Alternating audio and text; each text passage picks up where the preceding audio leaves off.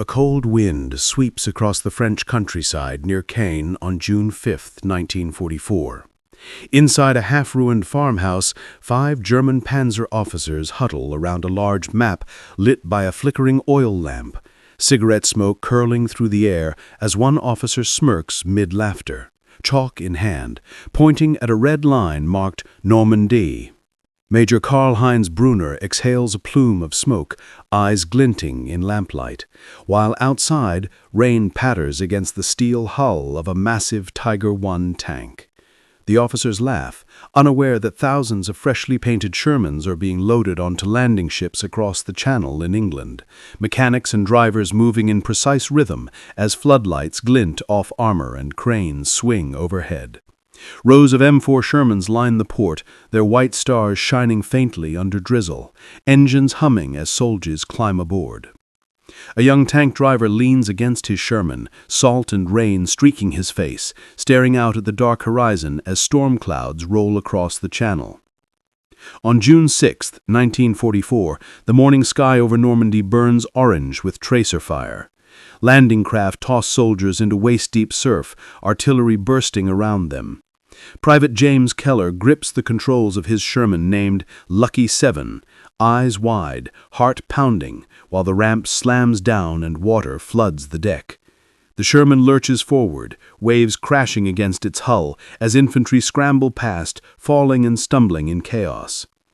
From cliffs above, Major Brunner peers through binoculars, astonished at the Shermans crawling out of the surf like mechanical beasts. A Tiger fires, muzzle flash illuminating his crew, shells striking some tanks while others advance relentlessly.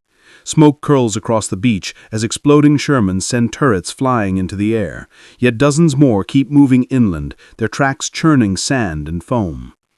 German radio operators scramble in dugouts, shouting into headsets as the relentless tide of steel continues, and soldiers raise their hands in surrender before tanks coated in mud and battle grime. A week later, June 12th, the French countryside near Saint-Lô is a maze of mud, smoke, and twisted metal. Hedgerows now form natural fortresses. Tigers hide in ambush, while Shermans crawl through narrow lanes, and Major Brunner peers through his Tiger's periscope, heart racing, commanding shots that roar across the fields. Flames erupt as Shermans are struck, turrets hurled skyward, yet out of smoke more Shermans appear, 5, 10, 15, spreading through the countryside. Private Keller in Lucky 7 flanks the Tiger, 3 Shermans maneuvering to expose its vulnerable side, first shot ricocheting, second penetrating, third producing silence and smoke as the Tiger burns. The German crews watch in disbelief, realizing the myth of invincibility is shattered, while Shermans roll past, muddy, battered, and unstoppable, their numbers overwhelming the few remaining Tigers, moving with mechanical rhythm across the scarred fields. By July 1944, the outskirts of Saint-Lô are thick with smoke, the stench of burning fuel and cordite hanging in humid air. Hedgerows are black scars of churned soil and broken steel.